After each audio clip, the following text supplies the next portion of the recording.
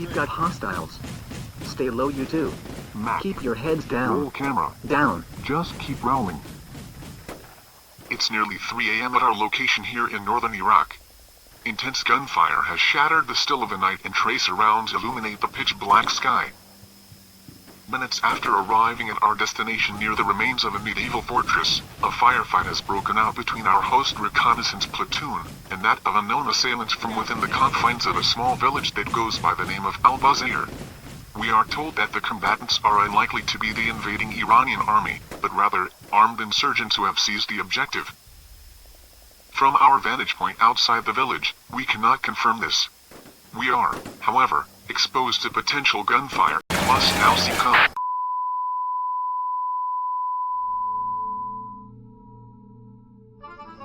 The time is 0257 hours. Having detected suspicious activity outside Albeit during their approach to the objective, 2nd Platoon responds with precautionary measures intended to nullify a suspected ambush. Upon usurping the village outskirts with a wholly inadequate force of only 16 men and 4 infantry fighting vehicles, the Marines commence their core assault with the aid of preliminary smoke dispersion. Augmenting their tactical entry, Coyote 3 sweeps round the village barrier to take up an overwatch position at the east gate, a transition that proves fortuitous for the Americans. Emerging from his turret in order to scan the far horizon, the LAV's commander catches glimpse of approaching traffic. It's a detachment of Russian-built armored cars. The Iranians have arrived. With this event serving to distract the crew's attention, those insurgents located atop the northeast multi-story building elect to break cover so as to protect a rear flank that is now in jeopardy. In so doing, they initiate the first shots of combat in what will be a desperate, costly, and all-consuming battle with theater-wide ramifications as yet unrealized. Preoccupied with the Iranians, Coyote 3's exposed commander fails to notice the insurgents move to action. Rotating his main gun in the direction of the only known threat, he unwittingly turns the turret's access hatch into an ad hoc bullet shield, thus sparing himself serious harm. Lightly wounded, he disappears into the bowels of his metal carriage and promptly engages his attackers with coaxial machine gun fire and the vehicle's 25mm cannon. For the rebels, their gambit has failed and their fate is sealed. Within seconds, additional retaliatory fire emanates from Coyotes 1 and 2, as well as the scout team now located within the collapsed ruins of a nearby domicile. The demise of the unprotected radicals is swift and complete. In an effort to intervene on behalf of their beleaguered comrades, the insurgents covering the north entrance spot Charlie team firing from the cover of the rubble pile and attack with AK bursts and hand grenades of their own. In like fashion, they too garner the attention of not only their intended victims, but also that of all 4 infantry LAVs, the C2, and an Alpha team that is on the verge of storming the very building they are feverishly trying to defend. Despite the intense exchange of gunfire and explosive, not a single Marine casualty is incurred. Conversely, this rooftop rebel band suffers an expeditious end equal to that of their cohorts.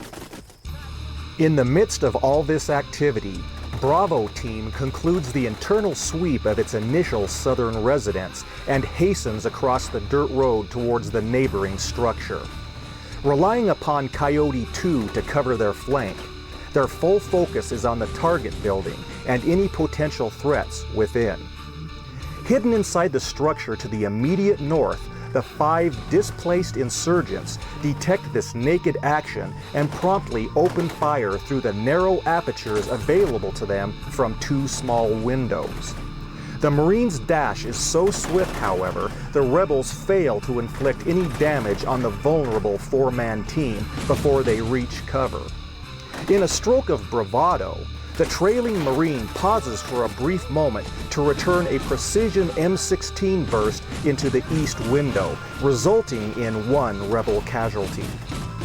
The brief engagement also arouses Coyote 2, which proceeds to pump point-blank cannon fire into the west window. The high-explosive shells rip through the ductile facade and wreak havoc on the interior of the building. When the smoke finally clears, but a single insurgent remains unscathed and cowering in terror on the floor. His 4 companions, victims of the cause. With the advent of combat, Captain Ricks orders Coyote 4 to encroach within 10 meters of the west wall in support of Delta Team, yet at a safe distance from the confirmed IED. Anticipating an ambush at the west gate, a frontal assault could prove hazardous to both man and machine. Therefore, Delta Team precedes their foray with a provocative feigning movement from behind the low wall.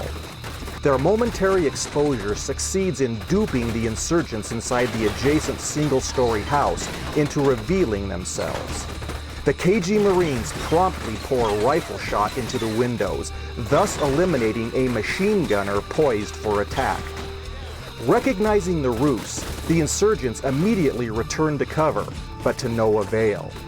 Having identified hostile targets, Delta Team commences to lob hand grenades through the shattered windows.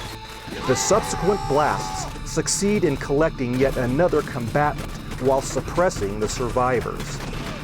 With its main gun trained on a target only meters away, Coyote 4 could literally obliterate the soft sandstone structure housing these radicals. The crew instead elects to hold fire, for fear of causing collateral damage to the scouts engaged in action before them. On the other hand, time is of the essence, due to the arrival of the Iranian vanguard. Coyote 3 had no more than opened its mic to inform the platoon of enemy vehicle contact, due east of the adjoining ridge, when the entire village erupted in gunfire. Just as I had suspected, Objective Keystone was teeming with irregular combatants. Even though my men quickly subdued the initial attacks, achieving our primary mission goal was in threat of being compromised. The presence of an Iranian recon element meant that a more significant and powerful force could not be too far behind. There was no time to waste. We had to secure the village and set up a defensive position in advance of such an occurrence.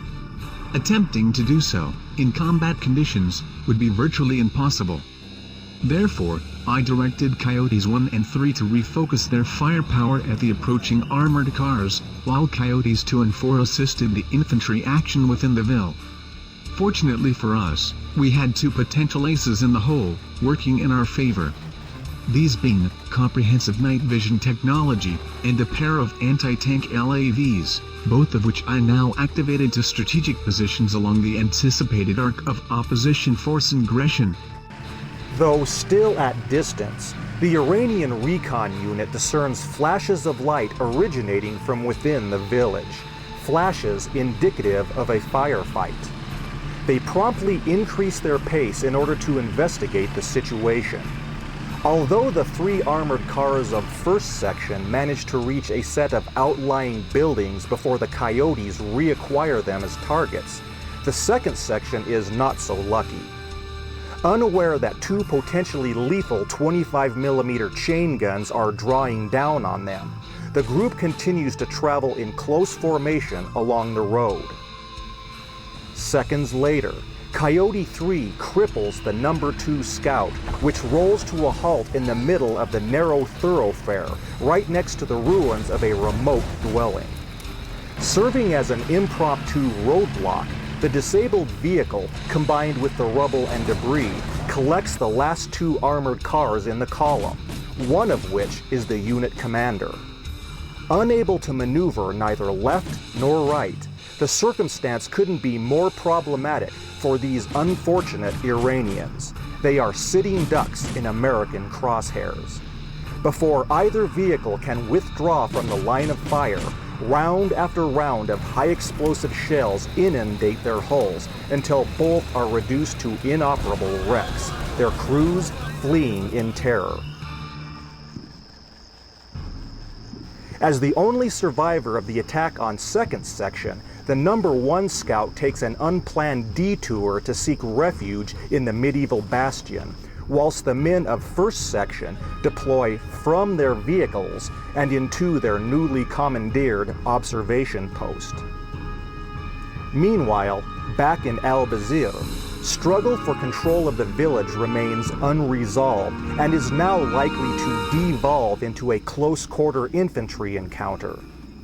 With the northeast sector falling silent, Alpha Team proceeds to invest the multi-story building, yet finds not a single combatant or civilian within its walls. Making their way to the roof, they locate the remains of the rebels who inaugurated combat. Building secure, they remain on station in Overwatch status.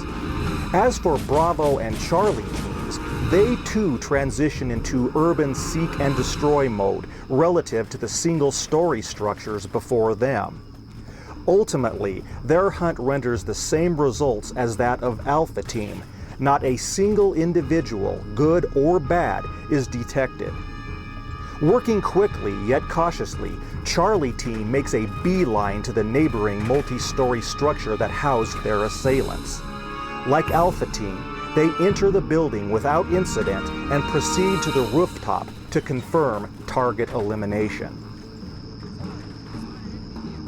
With the north-south perimeters now free of any known combatants, the AT platforms do not delay in repositioning themselves astride the village barrier in order to meet the threat posed by what is likely to be an incoming Iranian mechanized force.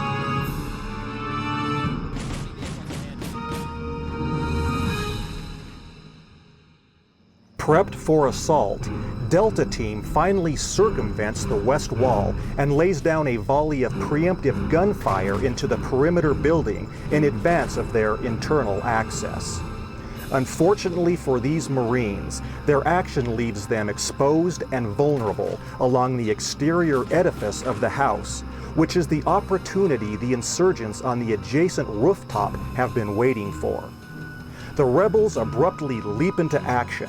However, in their overzealous haste to inflict harm on the Marines, their angle of attack is poor, as is their nocturnal visibility. The resulting snap-fired automatic weapons completely miss the mark. In direct contrast, the surprised yet well-trained Marines of Delta Team hit the dirt and return composed counterfire with the aid of their high-tech night vision goggles. It is at this moment that 2nd Platoon finally suffers its first casualty. Realizing that Delta Team is stalking their lair, yet simultaneously engaged in a firefight with the adjacent building, the suppressed insurgents react to defend against the pending assault.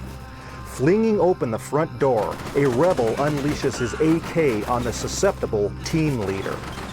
His satisfaction is short-lived, however, as retaliatory fire swamps the house from all angles, eradicating the offending radical.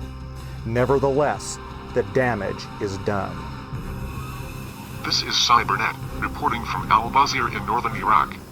For our own safety, my cameraman and I have been forced to relocate to the north area that surrounds this tiny commerce way station. On the other side of these walls, a battle is raging between 2nd Platoon Recon and an undetermined number of armed insurgents. However, it appears as though the assaulting Marines have taken the upper hand in the battle for control of the village. The sooner the better. We have reports that an Iranian advance guard is nearby, somewhere to the east of the high ridge where the ancient fort is perched. Additional units are expected to be in the vicinity. This ordinarily non-sequitur strip of dirt may soon become quite relevant to the ongoing conflict in the region. Stay tuned to VNN for more news. Unbeknownst to Captain Ricks and the embattled Marines of 2nd Platoon, their troubles are on the verge of compounding exponentially. Their Midsummer Night's excursion into Hades has only just begun. An even more substantial test of their combat mettle is indeed looming somewhere on the near horizon.